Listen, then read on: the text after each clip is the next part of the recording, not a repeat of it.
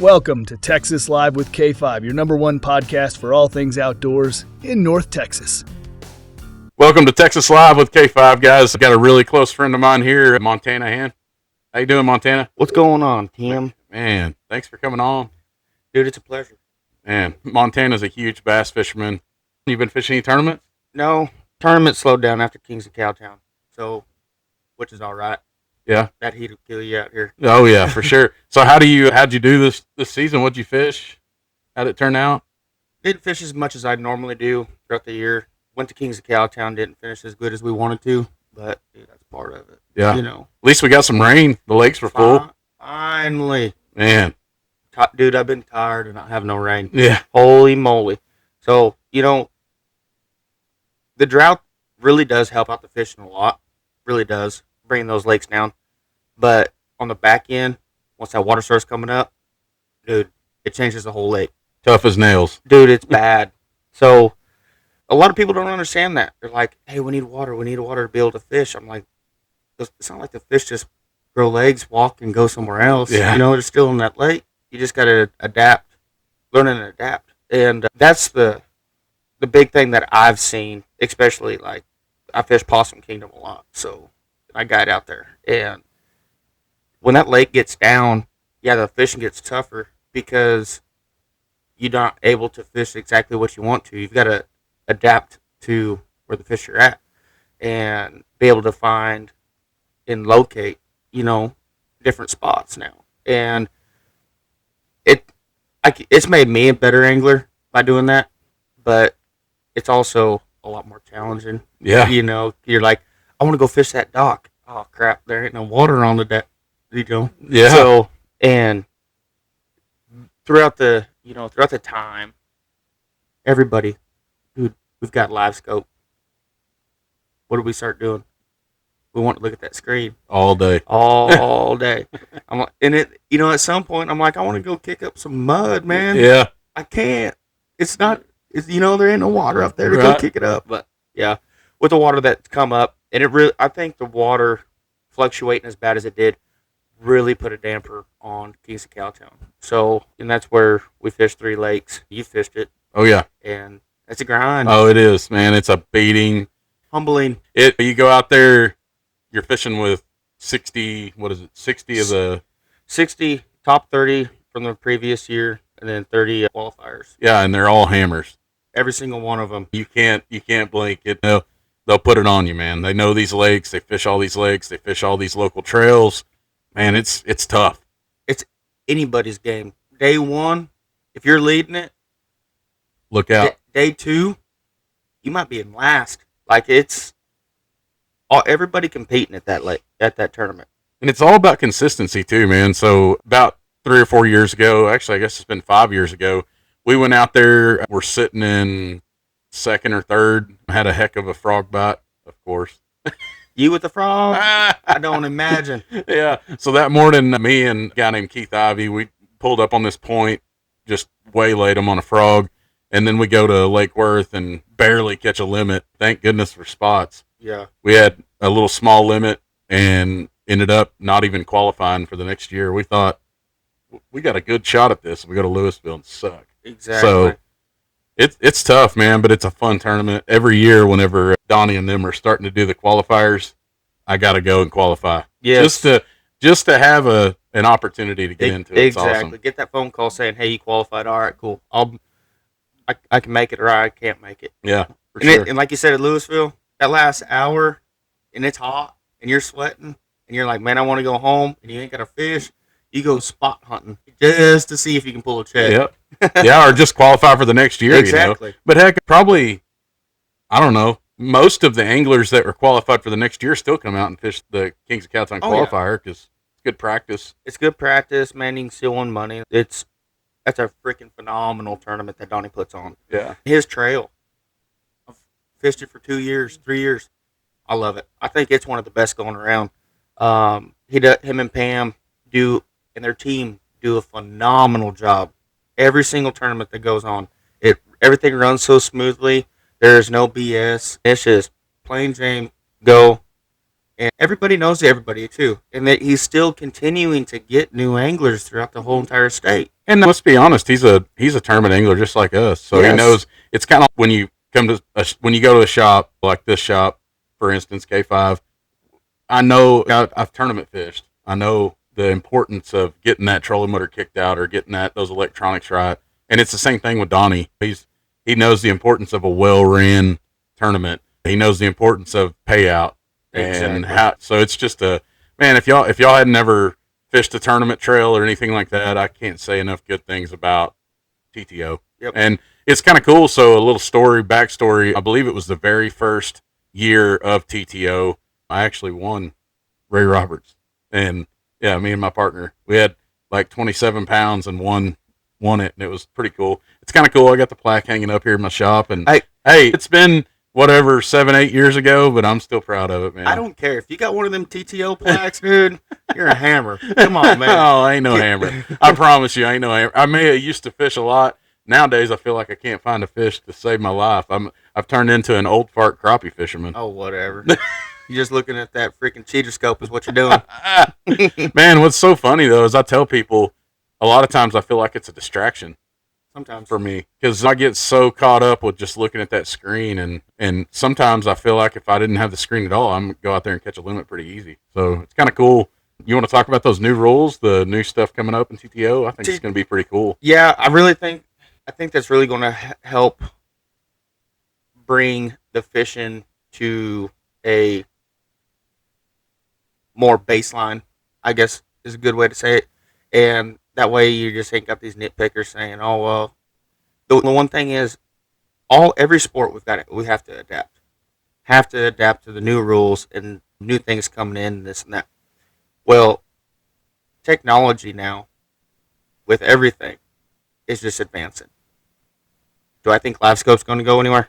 Hell no. No. Man. It's only going to get better. Dude, it has boosted freaking graph sales with Humminbird, Garmin, Marantz. All three of them. Sales have gone through the roof. And they're going to keep, dude, it's going to keep getting better. With the rules, you got some old heads that they don't even have it. Buddy of ours, James Slocum, he'll turn it on halfway through the day. He turns it off. He goes and fishes with it with his dad, crappie fishing. Yeah. But you guys like that don't necessarily know how to use it, it gives them an advantage or helps them out too later. Yeah. So evens the playing field. Yes, exactly. So I really think that the rules coming down, it's really going to help out and boost people coming to TTO and showing up. I think that's going to be a really good. I think they're going to have a good year this next year. Yeah. They hadn't had any bad ones. No. So I mean, it's just going to be that much bigger. Exactly. They just they're just trying to help out everybody. You know, the people that are whining. Yeah. That's plain and simple. Oh yeah. Man, my deal is you got to adapt. I don't have nothing against it for it. I'm whatever way. I'm just going to put my head down and go fishing. You've got to do it anyways. It's you against the fish. That's exactly. What I mean. You hear all the back. You got some people that get all wound up about hearing the dock talk and all this stuff and everything, but when it comes down to it, it's you against that bass. Exactly. And you just got to figure out what's going on, man. It helps you locate them, dude. And I can't tell you how many times I've casted at one and one's followed it in. Cast at him again, followed it in. Cast at him again, followed it in. I'm like, if this sucker would just eat, and you just keep doing it, it's the definition of insanity. Yeah.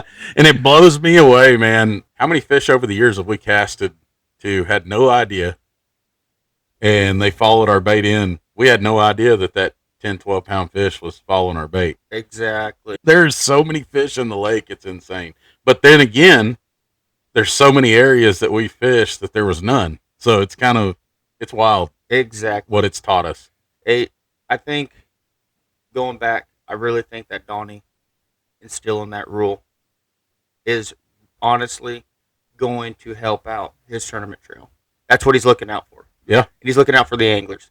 And that's all TTO has ever wanted to do is look out for the anglers. And I'm not trying to speak for them, but I know Donnie well enough that he doesn't want to hurt the fishing, doesn't want to hurt anglers showing up, doesn't want to hurt anything going on with his tournament, and making sure it's the most well-ran tournament trail in Texas, and that's what he's is searching for. And that's what he wants.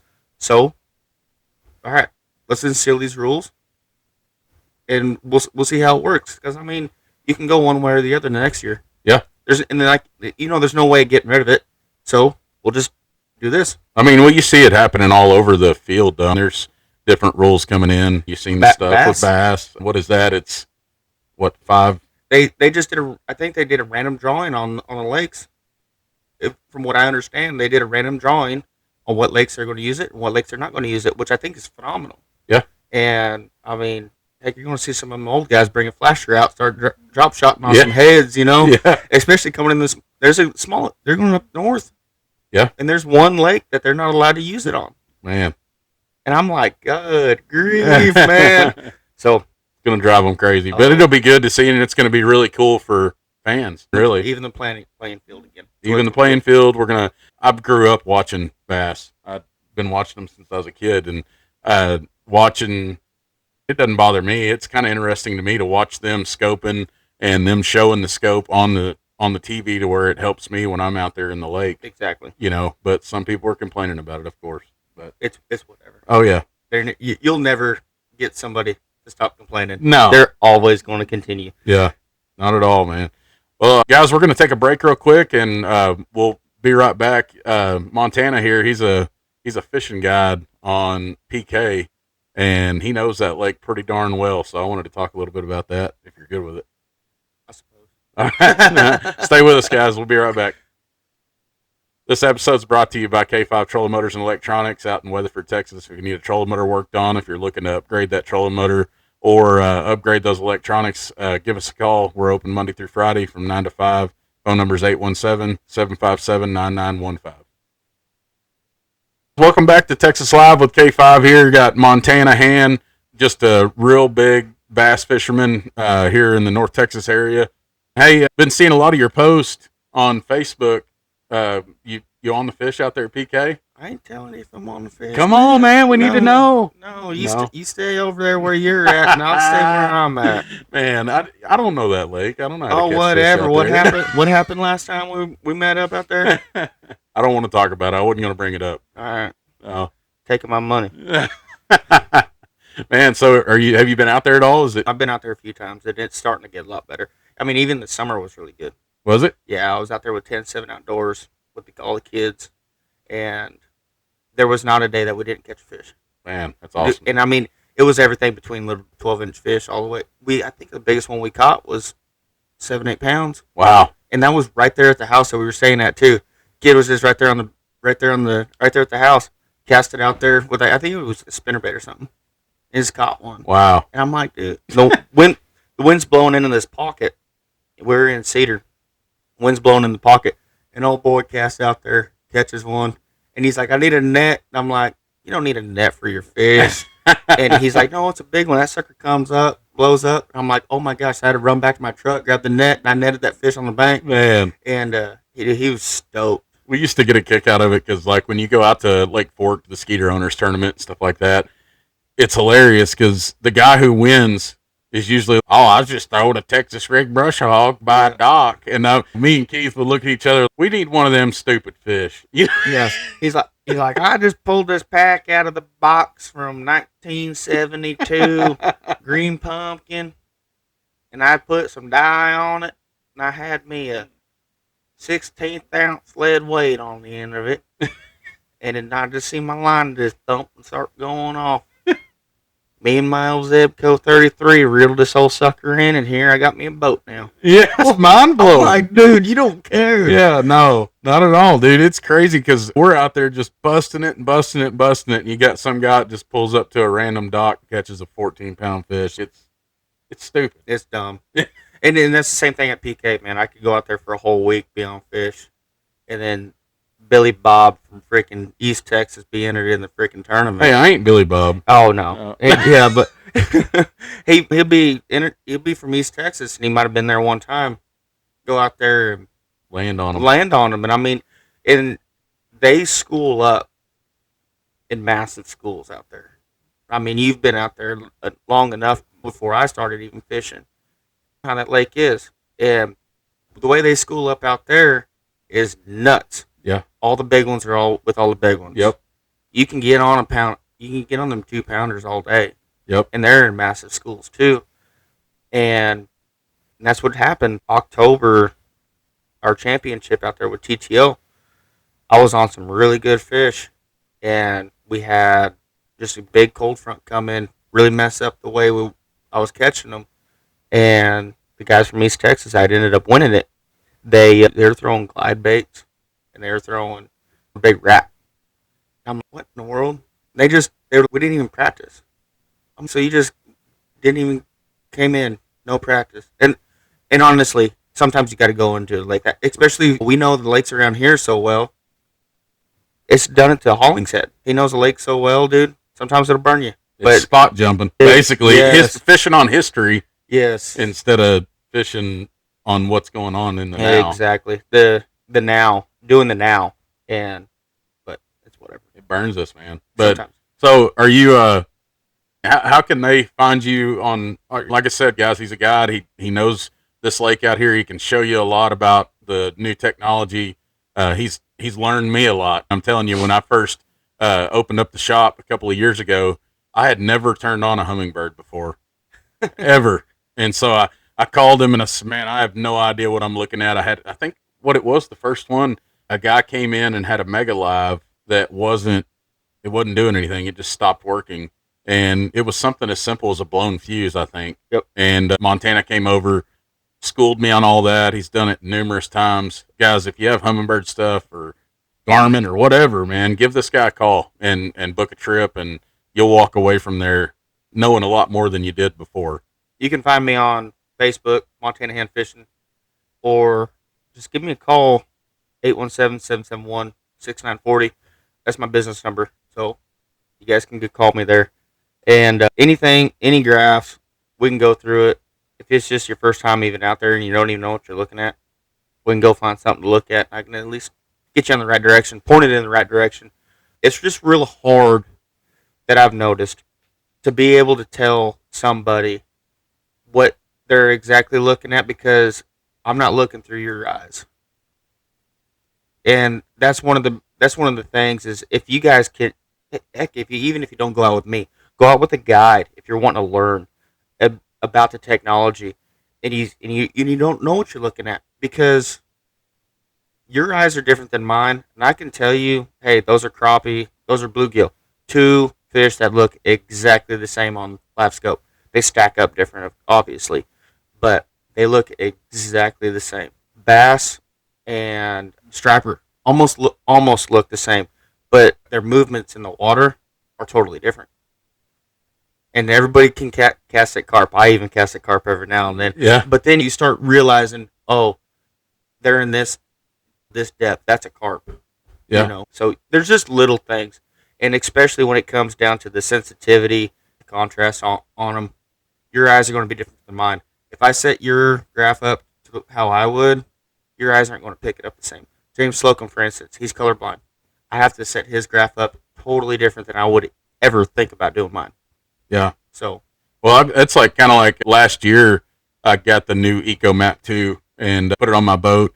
I go out to Lake Weatherford and just farting around. It's cold, and it was like December, and dropped the boat in the water. I'm out there trying to figure it all out and everything. And I'd had an Active Target 2 or Active Target 1 before that, and switched over to Garmin so I could get better at operating a Garmin, because I install a bunch of them. And anyway, I get out there and I can't figure out left from right. I didn't know what I was doing wrong. Well, not the name drop, but I was coming in and I ran into Ty Hollingshead on the crappie house. He was over there fishing on the crappie house, and he goes, Tim, did you catch anything? I said, no, man, I can't figure out this screen. He goes, you care if I jump in your boat and I'll maybe show you a couple things? I said, come on. He jumps in, changed the color palette to blue. I think it's blue, and it lights everything up in red and everything. He lights it up as blue and red, and then he also looked at it. He goes, all right, you see that fish right there? That's a 12-inch crappie. And I went, how do you know it's a 12-inch crappie? He goes, I can see it. he goes, watch this. He flips over there and he catches it. That thing, it measured at 12.5 inches. And I went, you got to be kidding me. He goes, oh, you see those over there? They're yellow bass. He flips over there, catches a yellow bass. Flips over, catches a largemouth. After calling them. Yeah. And I went, you got to be kidding me. But he set it up and finally got it to the point where I knew, like, I could see. You could decipher it. Yeah, I could, but before I couldn't. But somebody like James may like it on just the regular color palette. Exactly. You know? I've even switched my color palette around. I was just like, I'll try it and true this color right here. And I think I went to amber. And that's really started to blow some color and definition into some of those fish, especially depending on where they're at. If they're in a brush pile, in different lakes, I've noticed even different lakes just changing the color pattern. For some reason, I don't even get along with green. Everybody says the Texas lakes, you got to use green. Mm-hmm. Well, those are your eyes, man. Those aren't my eyes. Right. And that's what you got to really understand, because they're going to pick it up. And what you, like I say, and I don't think a lot of people understand that a lot. Your vision's a lot different than my vision is. And one person might need glasses. I don't need glasses. So you've really got to play with that too. So when I'm setting it up for somebody on their boat, I'm like, hey, let me change some stuff, get it to where you can at least see it. And when we fine tune it, I want you sitting here looking at it the whole entire time. That way I can actually get it to your eyes. Yeah. And that's why they got 15 different color palettes or whatever. Oh my gosh. Yeah. Gray, white, all different kinds. I don't know. They got the what is that? The neutral, or the one that's the opposite of what it should be. And I'm like, I look at that thing, I'm like, man, you one blind sucker, man. You probably shouldn't even be driving a boat. For sure, man. It's wild. But now, man, one thing that's cool about Montana that whenever we met, he just caught a ShareLunker. Didn't you? Was it like right around the time we 22, met? yeah. 22. So, I mean, he's got a ShareLunker on the lake that he guides on. So it's kind of neat. You want to tell a story about that? Oh, yeah, I'll tell a story about it. How many ShareLunkers have come out of PK? Not three that year did, including mine. I think one that following year, and then it just kind of died off after that. That year was, I think, right after a big drought, and that water stayed up. So the water actually was really clean. And the winter was really good too. We had a really good hard winter. The last couple of years, the winters just hadn't been that harsh. And I think that really does have a big impact on it, especially listening to guys like Josh Jones. They really know. I mean, everybody can hate on him as much as they want to. The dude's out there freaking bringing in tanks, massive amounts of double Ds. Dude don't even cast at a freaking 9-pounder. Yeah. And he knows what they look like too, and that's the other thing. Right.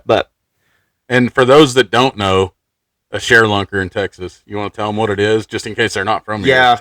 So technically, a ShareLunker is anything over 8 pounds, but there's different classes.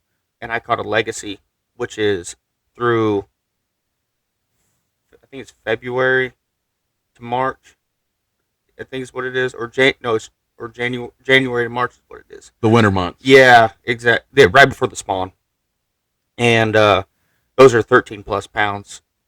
And, they do have a 13 plus pound class throughout the whole entire year, but you don't get the mount and, everything that comes along with it, going to the nice ass dinner and, and being able to tour, the property in Athens. And you got to, and they also bring that fish back out and you get to see that fish again and let it go, right? Dude, so I'll tell the story. So that day, it was no winds, bluebird skies. I mean, that sun was high. No, not a cloud in the sky. I called James. Hey, you want to go fishing? Dude, he ain't going to catch no fish today. All right, whatever. He says, some of us got to work every time I call him. Some of us got to work. I said, all right. So I called another buddy. Hey, you working today? You want to go fishing? No, I can't go. I'm working. Some of us got to work. Dang. All right, cool. So I mosey out there by myself. And I just got back the weekend before from Ivy with Hollingshead with Brandon. And I got to learn a lot listening to him, Con, and Josh Jones was there, and just me grew up. You learn a lot more listening, not talking. So I listened to all these guys that are freaking hammers, man. So I went back home, took what I learned, and started. That's when I really started to dial in on the scope. And I had a jig, and I seen a fish swimming around. Pitched that jig to one, caught a 2-pounder. Like, all right, cool. So I went to this little point where I previously seen in this little pocket where there dude, the year before, massive fish on beds, just big females. And I'm not the best bed fisherman, but when I see one, I'm gonna cast it one, man, and I'm at least gonna shoot my shot. Absolutely. So I went over there. I'm like, they should start staging up. I got over there, started scanning around, and I found a rock that had what looked to be 3 fish sitting on it, and I had an A rig too in that. So I'm really trying to dial in on what I'm looking at. I cast it over to it, had one follow it, and then so that fish went back. And I cast it over there again. That fish that was going back, I actually went right over it, and I brought it right back over it same way. Just watched it, started reeling it back in. Fish ate it. Mind you, I'm on the phone when this happened. And I'm like, hey, I got a big one. Call me back. I can't hang up the phone right now. Okay, you on speakerphone. I bring it in. It was like an 8.5. I'm like, good grief. All right. Take a couple pictures with it. And I released it. I'm like, gosh dang it. I should have taken some pictures, measured it out, weighed it. Weighed it, but I have, for an entry for ShareLunker, Right. it's got to be weighed and put on a board. And I could have submitted that 8-pounder there. And they send you a pretty cool box that's got a bunch of stickers in it and gizmos and gadgets and whatever. I was like, dadgum, I should have done that to get me a ShareLunker box. Oh well. I'll catch another 8-pounder out of here. Get my A rig all set back up. Checking make sure everything's straight. Scan back over there. There's 2 fish sitting there, but at the time, I didn't realize this. Listening to a couple of those guys, anything over 10 pounds, a 10-pounder is going to look like 2 fish. That's going to have the separation between the body and the tail. And that's what I was looking at. Didn't know that at the time. Cast it over there and bring it right over to the same spot, right where that 8-pounder was. Wow. I thought I hooked on to the sea monster, man. And so I call the guy who I was on the phone with again. I said, next cast, I caught another one. He goes, well, get him in the boat. I don't have a net in the boat. So that 8-pounder, I sat down and lipped it. And this thing is just taking off my rod, clicking the button, letting it out. No, dude, I lock all my reels down, every single one of them. And clicking the button. Anyways, after my fight with this fish, I get it in, and old boy's like, how big is it? I said, oh, about the same size as the last one. I reached down and grabbed its jaw. I was like, no, this one's built different. Instantly, you could tell, like, just feeling it, that this one's built different. And he goes, how big do you think it is? I said, I might shoot 10. And I put it on my scale, and it hit 1249 or something like that. And dude, right then, I was like, instantly knew. And another buddy of mine that's caught a ShareLunker, he said, anything that's over like 12.5, at least go try to submit it. And so I get on the phone, and I'm like, and it's midday, midweek. And I'm like, where's an official scale up here at Possum Kingdom that I can actually get to close enough to be able to weigh this thing? So I get on the phone, and I get a phone call back.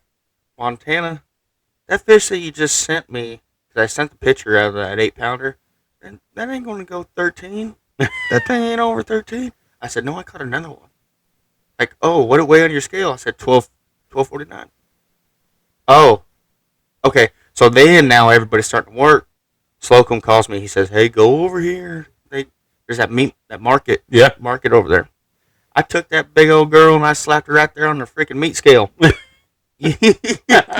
And I walked in there with the fish, and the boat that I had at the time, the boxes were real deep, but they weren't real wide side to side. This poor thing was over here, she's wadded up in there, and I should have knocked that centerpiece out with my foot just to give her some more room. Yeah. But anyways, so got her weighed out, and they took her to Athens after that, and it was a cool experience. She ended up weighing 1306. Wow! After it, that's a chunk, man. So like you said, they call you when they went to release her. She weighed over 14. They just fed her and fed her and fed her and fed her and fed her. Wow. Trout. That's all they do. Man. And it was nuts. Like just seeing the difference too. And 1306 right before the spawn, and then 14 afterwards. That big weight difference there. I think that's insane. And she was a lot stronger before. When I released her, she was a lot stronger and thicker and bigger, obviously. But you could just feel the difference in that fish. I mean, it was a couple months, but still, like me holding that fish as much as I did, you could just tell the difference. And they really do a good, phenomenal job there in Athens taking care of those fish. Have you ever been back over there to see if you can see her? I've caught multiple 7s and 8s off that same spot, but it's so hit and miss over there. You're going to catch one regardless, but actually the spot where I actually caught that fish, I've caught a couple off of it. And both those fish were in about 14 foot of water. But it was just a sheer drop off. They can go out to deeper water or whatever. I don't know what they were doing, whether they were just roaming and then actually came there and just were sitting there. And because that bank actually gets wind 90% of the time throughout the year. So and it was main lake too. Yeah. And I think it kind of spoiled me a lot. And just trying to find spots like this consistently and throughout the whole entire lake, and it's hard, especially Possum Kingdom. You think it all looks the same. It's what's underneath the water. It doesn't all look the same. The south end's the south end. Clear water, little bit of grass. I'm not going to tell you where it's at. You got to go find it. But there ain't no grass in PK. Yeah, we killed it all. But and then you go to the north end, dude, near in the mud. But you can't replicate a lot of this. You can replicate a lot of it, it's dock fishing and whatever. But that offshore stuff, you can. It's hit or miss. From what I've known, there's a couple of guys that could go out there and catch some good, decent fish doing the same thing over and over and over again. But Possum Kingdom is its own. It's its own lake. Yeah, it's a true West Texas lake. Yeah, yeah. I mean that year we were wearing them out. Me and Dennis, we talk about it quite a bit. We literally have not caught a fish on that ledge since that year. Where we caught that 11? Yeah, 1104 or whatever.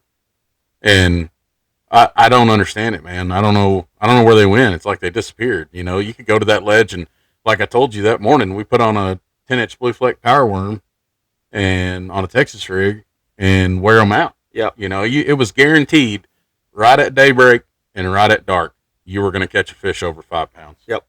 Sometimes multiple. Yep. That's why that morning on that tournament, I just left my live scope in the truck. Yep.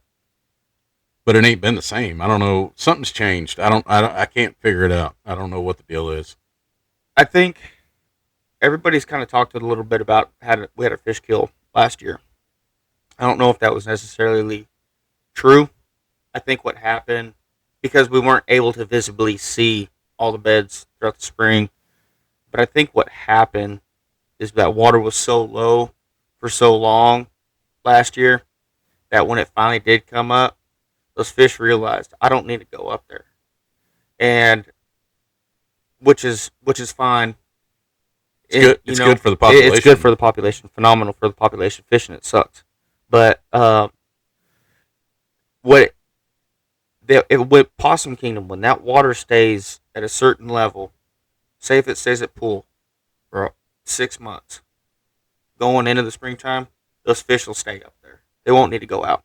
So like this summer, that water come up and it stayed up, and it actually kept rising, but it was high enough to where you could actually fish some of the shallow spots, and you could go to that same spot every single time and catch something because there was just more fish just moving in there because it actually stayed up. Then it started to come down, fish were gone. But I mean it wasn't dropping a whole lot, but if that water stays up high enough, long enough, it'll really keep them up there. But when everybody says when that water comes up, man, they're going to the bank. Man, they're not like they don't haul butt to the bank that quick. Yeah. They'll crawl up there eventually, but they're not going right now. It's not your typical river lake. It's not. It's. I mean, other than the fluctuation of water, but the fish don't act the same. I don't get it. And what's wild too is you would think, with PK, Granbury, Whitney all being in that same chain, you would think that all three of them do the same thing, but they don't. No. Those are three totally different lakes, but the water's all the same. So it's a really strange chain. You can't go to PK and go to Granbury the next day doing what you're doing at PK. No. At all. And I like both lakes. I mean, I really do. I fish them all the time, but of course I love PK way better. But it's just Granbury, I don't know, man. That lake, I love it. Don't get me wrong, I like fishing it in the wintertime more than any other time. Yeah. Wintertime into spring. But it can be tough. I don't know if it's just a little cesspool between the two or what, but I don't understand it. But those fish just go they're kind of wild. So they stop right there at that dam. Yeah. Yeah. 100%.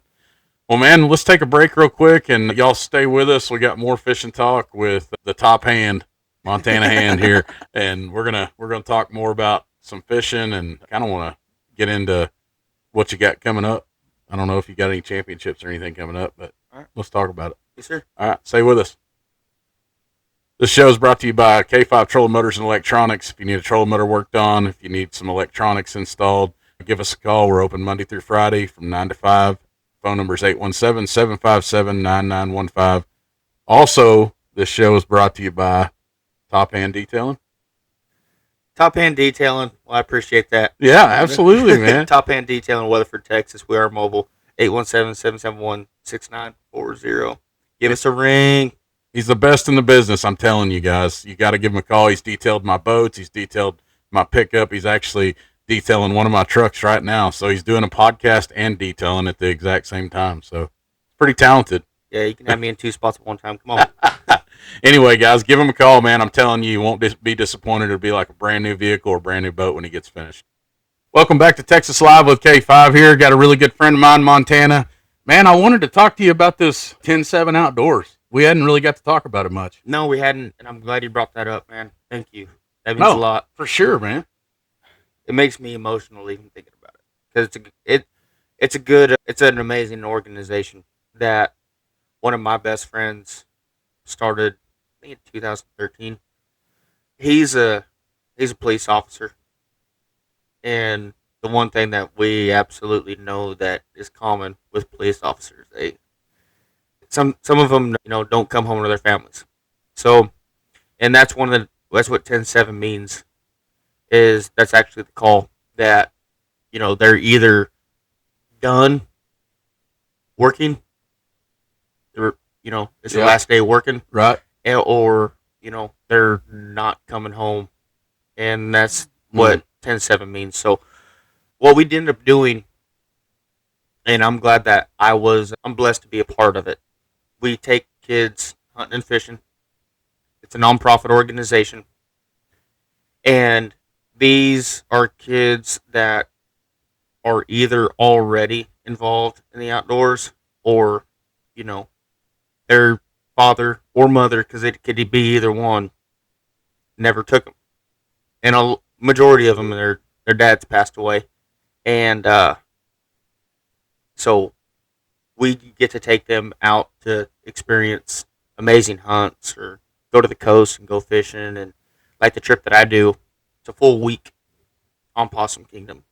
And we have a group of, for the first half, I think it's 2 or 3 days, we got a younger group and they go striper fishing for 2 days. And we take them out on the boats. 10-7's got their own bass boat, and I take my bass boat. And we take them out and go fishing, running around, whatever. And then those are the kids that are like under the age of 14, somewhere right in there. Take them out and get line tugged. Oh my gosh, dude. You want to talk about all the stripers we caught? It's amazing. So, and then the second leg of the week, we have an older group come in, and those are a lot of the times kids that are 15, 16, 17. We've had a couple adults even come too that have never got to experience it at all. And we're just trying to bless these kids with the outdoor and being able to put them on fish, put them on big bucks. Sometimes they're getting exotics. Man. They go to these hunts and they're like, "Oh, you hadn't shot nothing yet? All right, well, we got a big exotic over here," and it's real cool. It's a big blessing to be a part of it. We just got done with the gala last week, and to be a part of that, I had 2 of my trips. I donate 2 trips every year, and each trip went for about $1,500. Wow! And so that's what I can give back to them. And I donate my time for a full week going up there, and it's amazing to be with these kids, and especially hearing some of their stories of their dad, and then their mom is there too, and then you're talking with the mom about it and this and that. The mom, it's kind of just a peaceful time for their mom.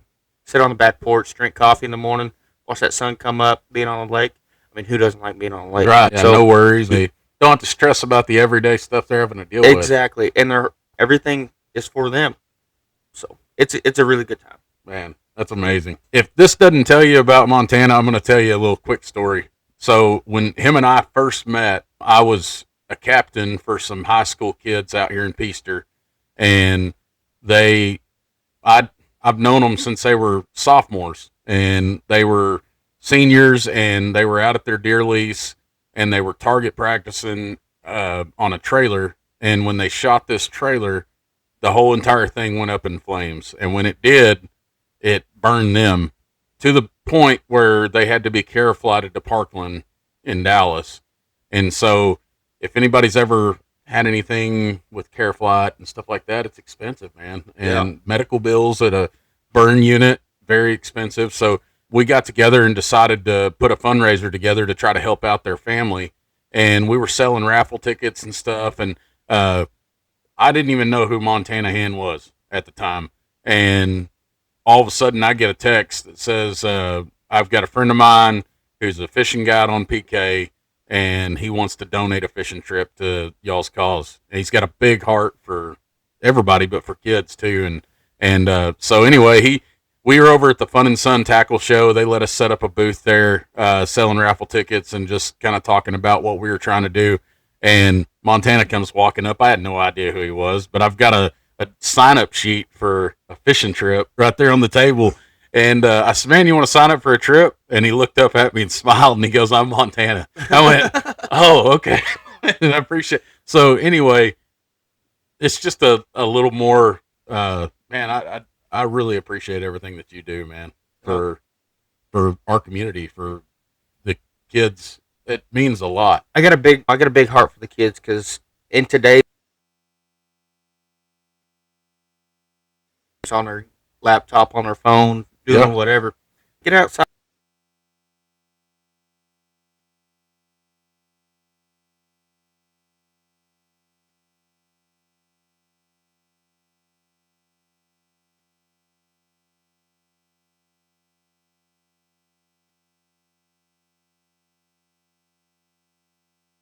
Parent. And so for me to step in, to be able to do that, the donation, that it's easy for me to donate a trip. It's easy. Like, it's no what it's my time going up to PK, taking someone on a trip. Heck, I get to go fishing too. Let's go. Yeah, yeah. And it's not about me at that time. It's about helping somebody else out.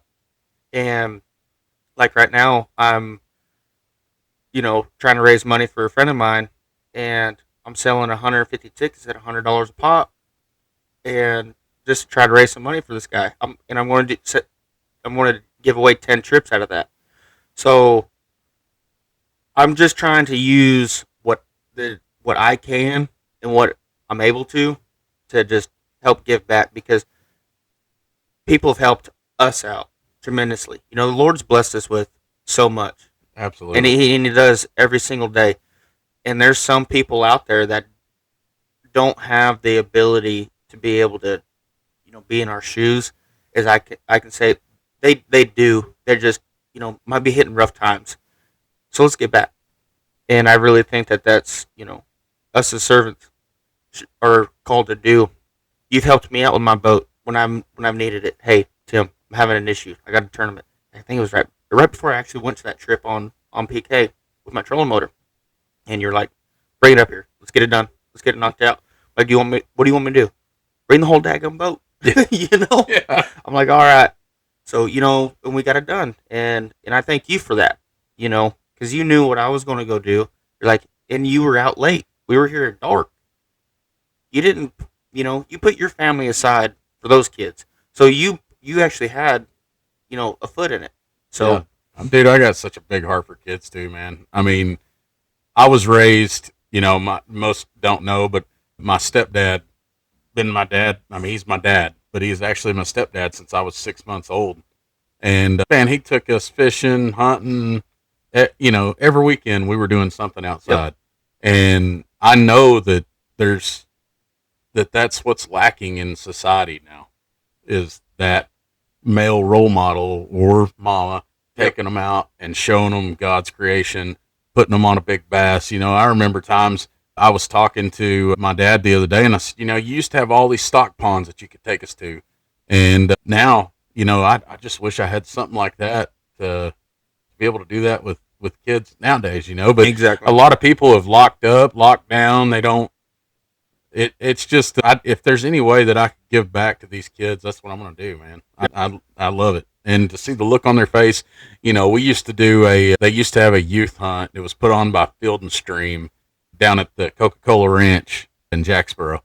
And every year it was I think it was the first weekend in December.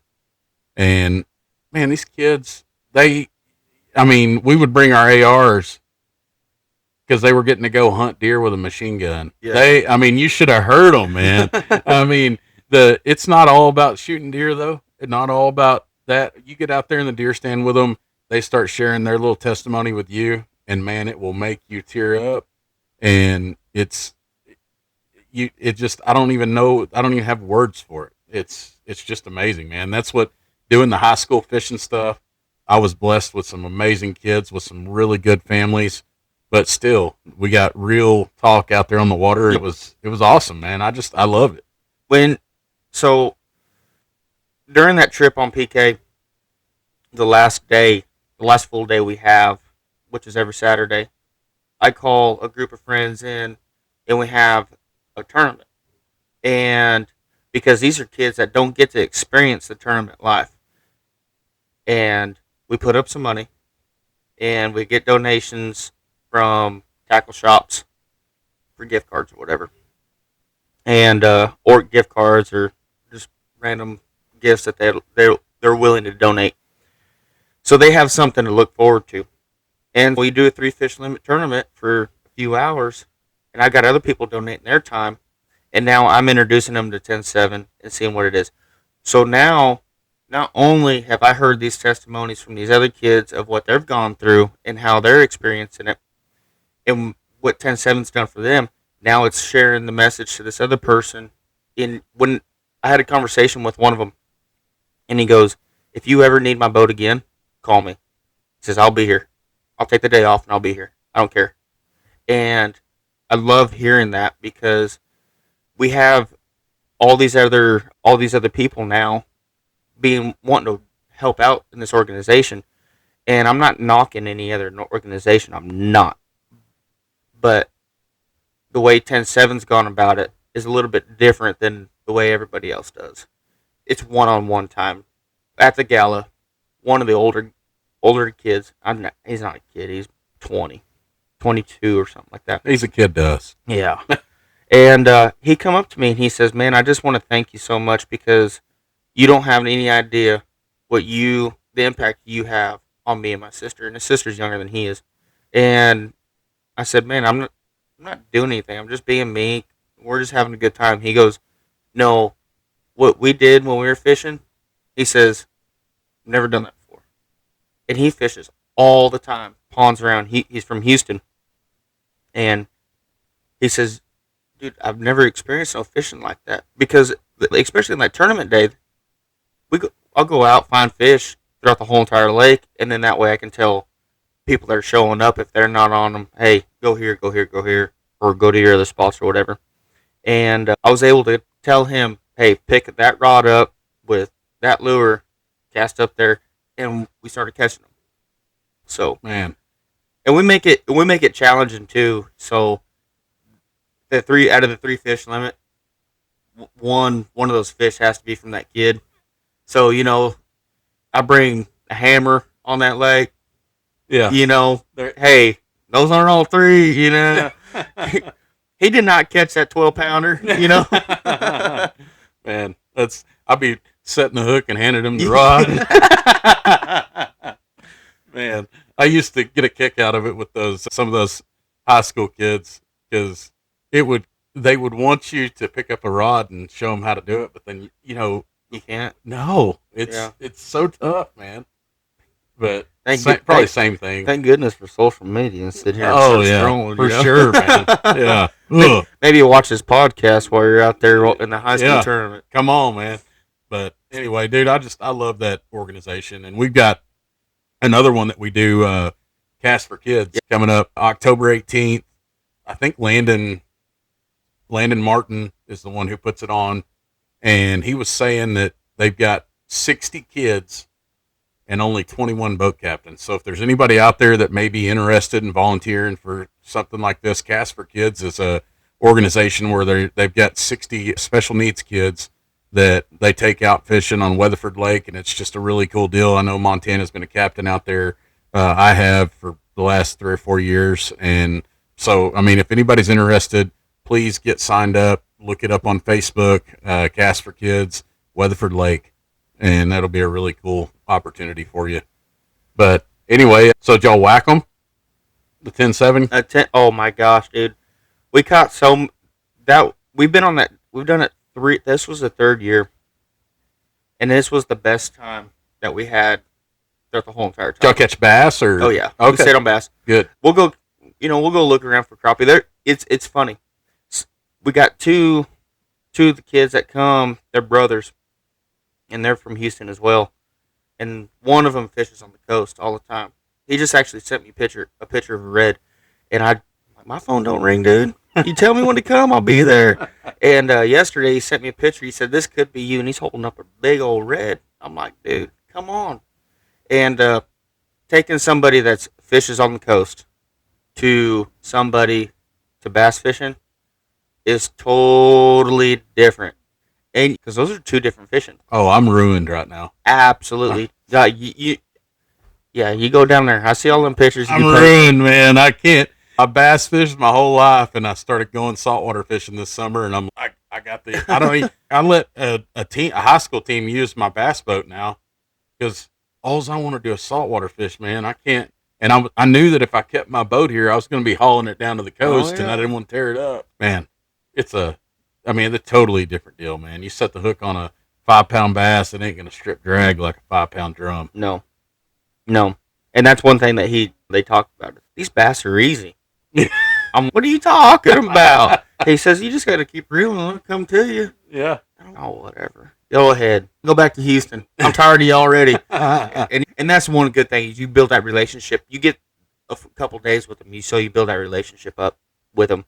And one of them has never caught a bass ever. But she was out there with her rod. She had a little dock demon with a bobber and a worm. Dude, she was plucking bluegill right there off the bank. What? What? So I took her out there and we caught a bass, and we were catching them on top water during the day. Wow. Dude, it was good. Really good fishing. And I even told Chris, I pulled him aside. I said, this is the best I've seen PK during the summer. I mean, we're there in June. Almost like the Lord made it happen just for them kids that week. Yes, exactly. And we've caught really good fish throughout, but it's been so hit or miss.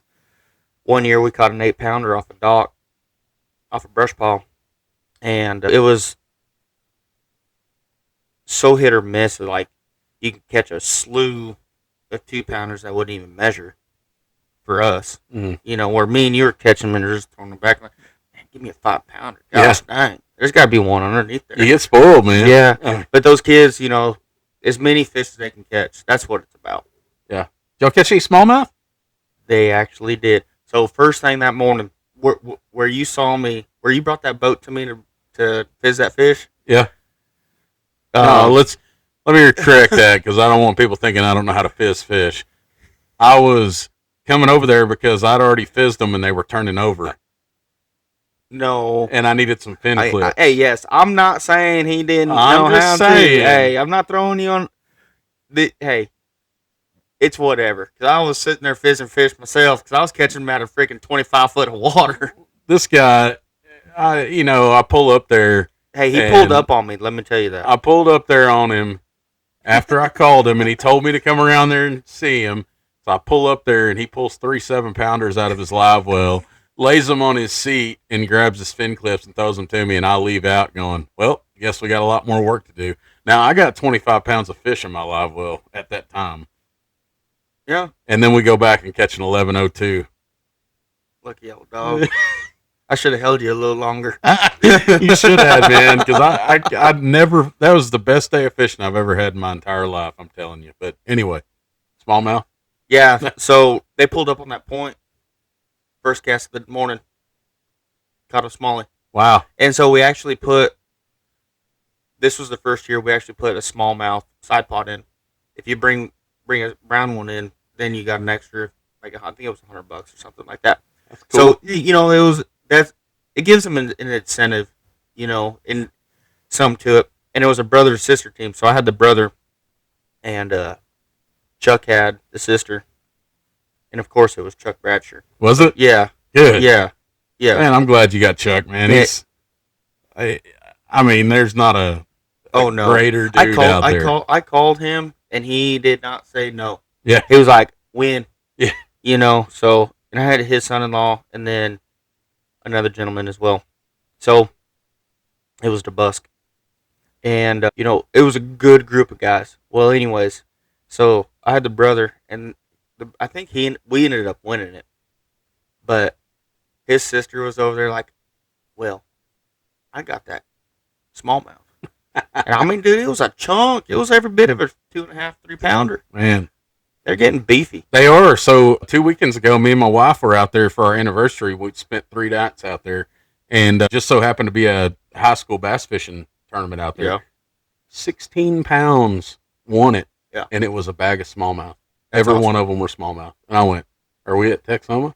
What's going on? Yeah, look out, Texoma. Here we come. Man, I'm telling you, it's wild. I can't believe they're growing that fast. Well, they put them in there.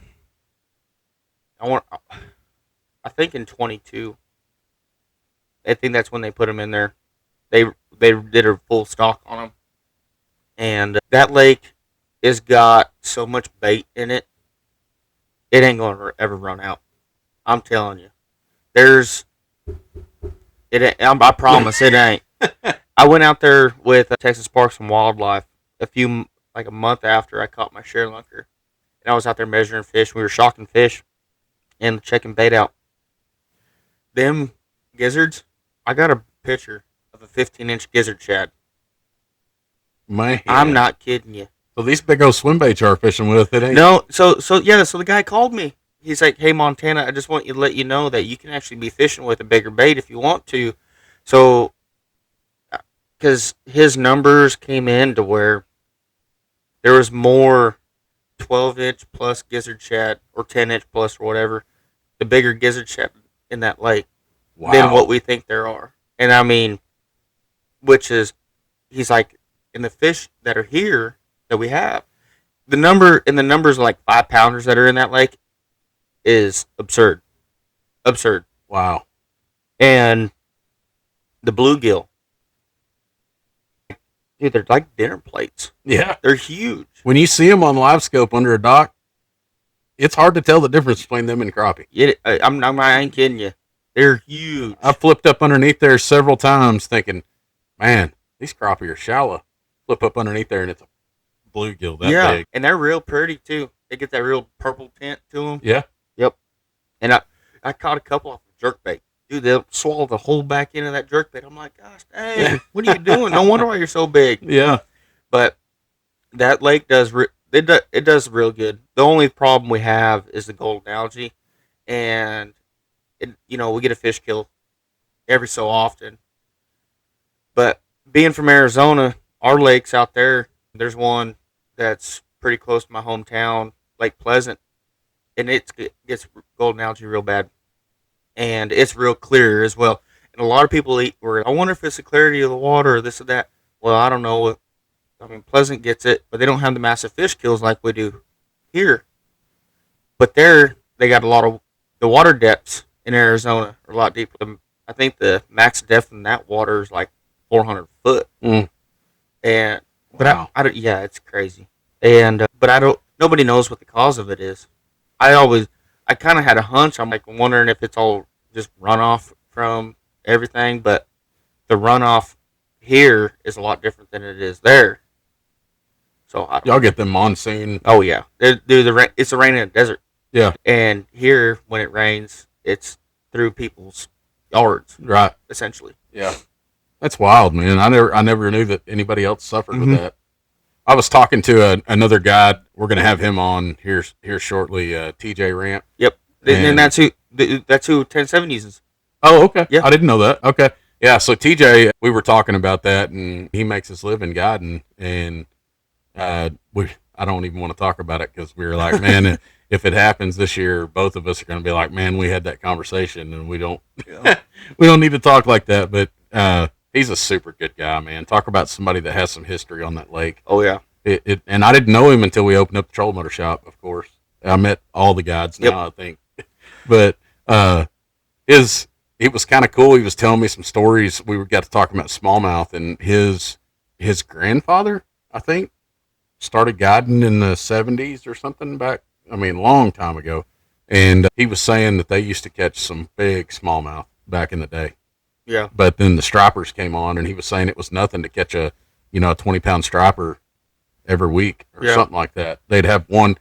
It went from one a day to one a week.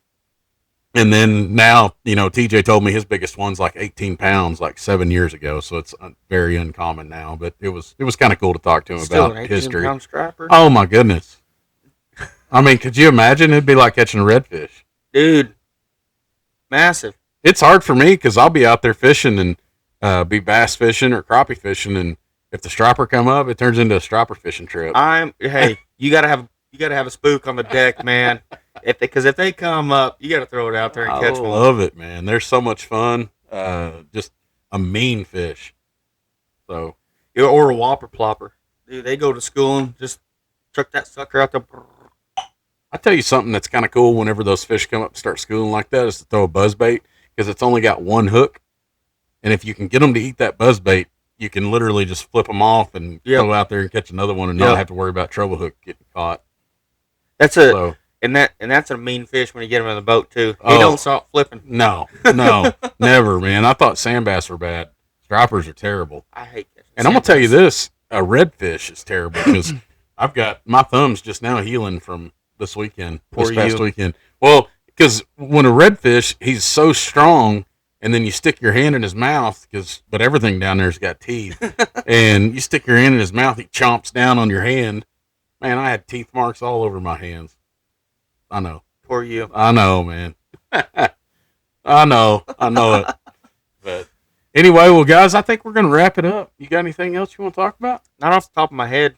you guys are interested in going on a guide trip, just give me a ring.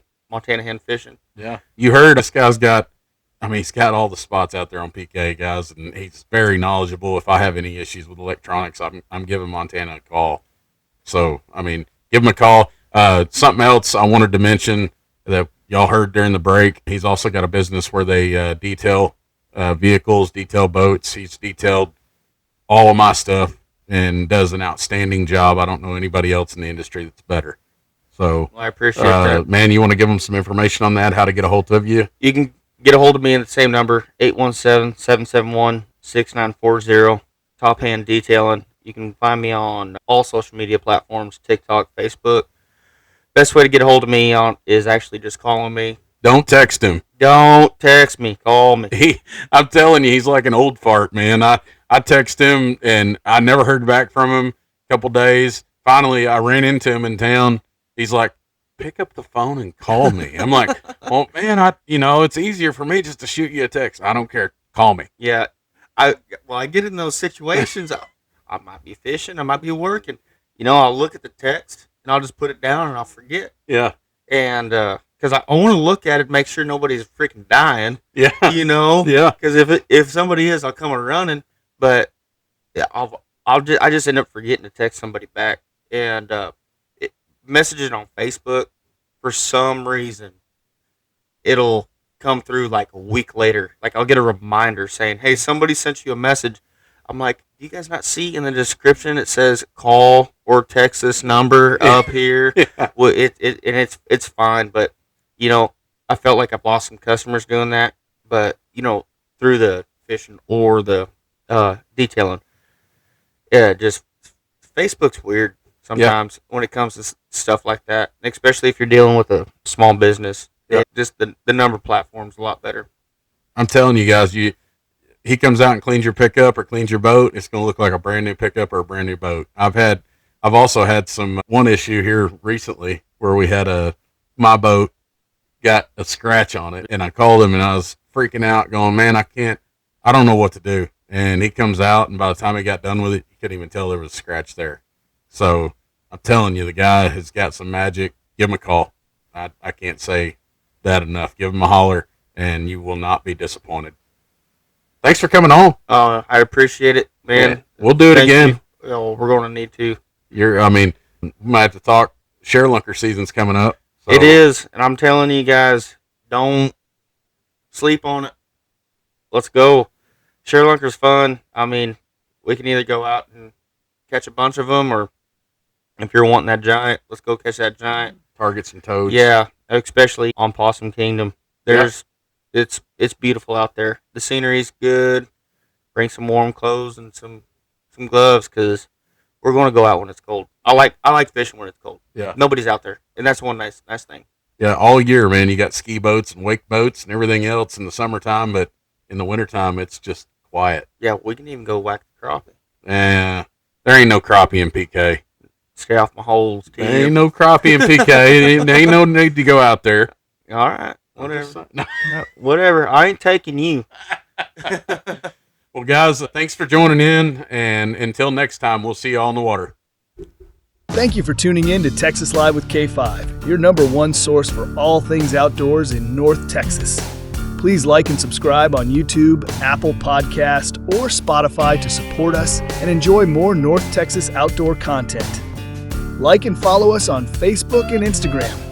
If you're interested in joining the show or us mentioning your business throughout the show, contact us at k5trollingmotors@gmail.com.